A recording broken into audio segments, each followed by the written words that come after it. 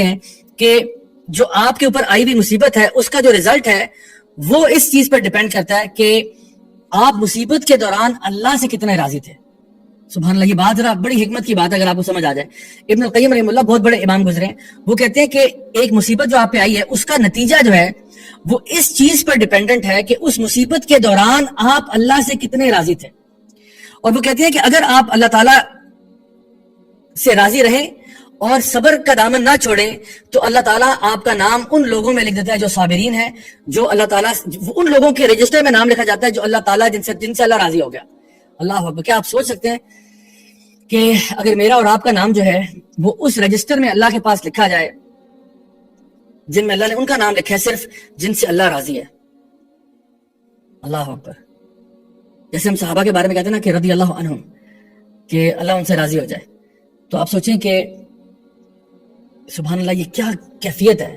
اور واقعی میں اللہ کی رضا جو ہے وہ سب سے بڑی چیز ہے. بعض علماء نے یہ بات ارشاد فرمائی کہ اللہ کی رضا جو ہے وہ جنت سے بھی بہتر ہے. یعنی جنت بہرحال انسان جس سے اللہ تعالیٰ راضی ہوگا اس کو جنت تو ملے گی, لیکن جس سے اللہ راضی ہو گیا نا اس کو جنت کے علاوہ بھی بہت کچھ ملے گا. اس کو دنیا میں بھی خیر ملے گی, دنیا میں بھی سکون ملے گا, دنیا میں بھی ٹینشن فری رہے گا, اور آخرت میں تو اس کے لیے اجر ہے ہی ہے. اور واقعی یہ بہت بڑی چیز ہے کہ جس سے اللہ راضی ہو جائے. یعنی آپ دیکھیں ہماری پوری زندگی کا اصل مقصد کیا ہے.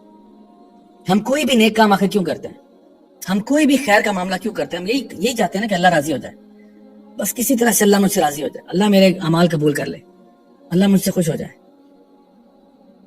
سبحان اللہ, بس یہی تو ہم چاہتے ہیں.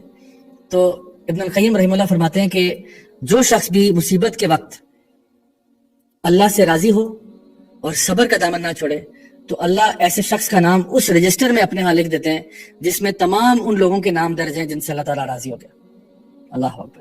اور بالکل اسی کے ساتھ ساتھ انہوں نے فرمایا کہ جو شخص مصیبت میں, پریشانی میں اپنے آپے سے باہر ہو جاتا ہے, صبر کا دامن چھوڑ دیتا ہے, اللہ سے ناراض ہوتا ہے کہ میرے ساتھ ایسا کیوں ہوا, میرے ساتھ ویسا کیوں ہوا, آخر یہ کیوں, مطلب اس طرح کے سٹیٹمنٹ ادا کرتا ہے, پھر اللہ تعالیٰ اس کا نام ہالکین کے رجسٹر میں لکھ دیتے ہیں. ہالکین وہ لوگ جو ہلاک ہو گئے, جو برباد ہو گئے, ان کے رجسٹر میں اللہ تعالیٰ ان کا نام لکھ دیتا ہے. اور اللہ تعالیٰ ہمیں اس قسم کی کیفیت سے بچائے کہ ہمارا نام ایسے رجسٹر میں لکھا جائے وہ لوگ جو کہ برباد ہو گئے. یہ وہ لوگ ہیں جو کہ اللہ تعالیٰ کے فیصلوں پر راضی نہیں ہوتے. ہم کہتے ہیں کوئی مصیبت آتی ہے نا, کہتے ہیں قدر اللہ وما شاء فعل, جو ہوا وہ اللہ تعالیٰ کی تقدیر کے مطابق ہوا. ہم اس کے بارے میں زیادہ رونا دھونا نہیں کرتے. یعنی غم انسان فیل کرتا ہے لیکن اللہ تعالیٰ کی رضا سے راضی رہتا ہے کہ چلو میرے رب کا فیصلہ تھا نا, جیسا بھی تھا مجھے سمجھ میں نہیں آ رہا لیکن میں جانتا ہوں کہ اللہ تعالیٰ العلیم بھی ہے, الحکیم بھی ہے, اللہ بہتر جانتا ہے.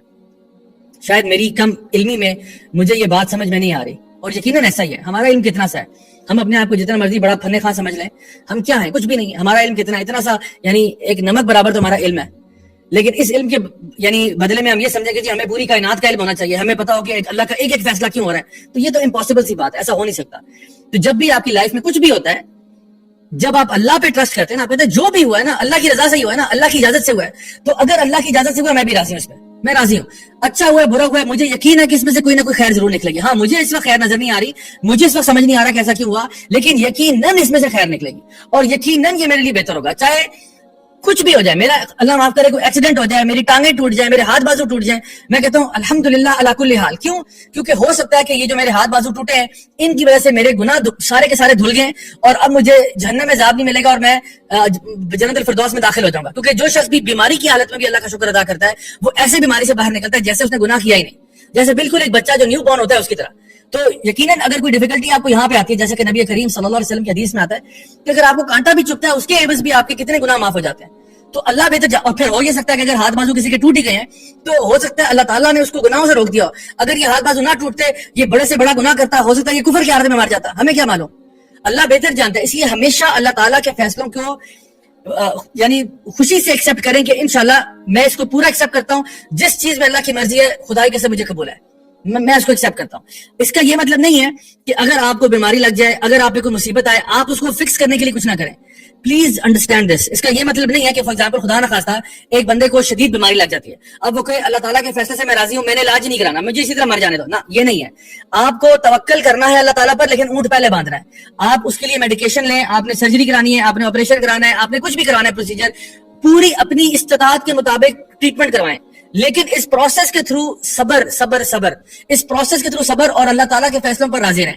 کہ جو بھی بیماری النس پرابلم میرے اوپر آئی ہوئی ہے میں اس سے راضی ہوں, کوئی مسئلہ نہیں, انشاءاللہ میں علاج کروا رہا ہوں, اگر ٹھیک ہو گیا الحمدللہ, نہیں ہوتا ثم الحمدللہ, اللہ تعالیٰ بہتر جانتا ہے, لیکن میں نے کوشش ضرور کرنی ہے. ٹھیک ہے, تو اپنے اینڈ کے اوپر آپ پوری کوشش کریں جتنا آپ کے بس میں. اللہ تعالیٰ یہ تو نہیں کہہ رہا کہ آپ اپنے بس سے باہر کوئی کام کریں, یعنی اللہ تعالیٰ فرماتے ہیں لا یکلف اللہ نفسا الا وسعها, آپ اپنی کیپیسٹی کے اندر رہتے ہوئے جو اینڈ تک کر سکتے ہیں وہ آپ ضرور کریں. کوشش کرنا ہمارا کام ہے, حرکت کرنا ہمارا کام ہے, برکت اس میں اللہ تعالیٰ خود ڈال دے گا. ٹھیک ہے, تو بغیر حرکت کے برکت نہیں ہے.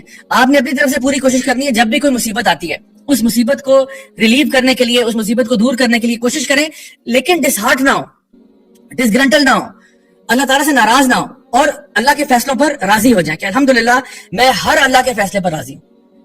جہاں تک آپ کا بس ہوتا ہے اتنا کریں, اس کے بعد انشاءاللہ اللہ تعالیٰ پر توکل کریں, یہی وہ طریقہ ہے. تو ابن القیم کی ماشاءاللہ یہ بڑی خوبصورت سٹیٹمنٹ ہے کہ جو لوگ بھی مصیبتوں پر صبر کرتے ہیں اور اللہ تعالیٰ سے راضی رہتے ہیں, اللہ تعالیٰ ان کا نام ان رجسٹرز میں لکھوا دیتا ہے جن سے اللہ راضی ہے. اور جو لوگ مصیبت میں صبر نہیں کرتے بلکہ اللہ سے ناراض ہوتے ہیں, آل فال باتیں کرتے ہیں, اللہ تعالیٰ کی جو ہے تقدیر پر راضی نہیں ہوتے, اللہ تعالیٰ ان کا نام حالکین میں لکھوا دیتا ہے. وہ لوگ جو کہ ہلاک ہو گئے, وہ لوگ جو کہ برباد ہو گئے. اللہ تعالیٰ ہمیں اس قسم کے لوگوں سے بچا کے رکھے اور اس قسم کی کیفیت سے بچا کے رکھے کہ ہم ایسے لوگ بن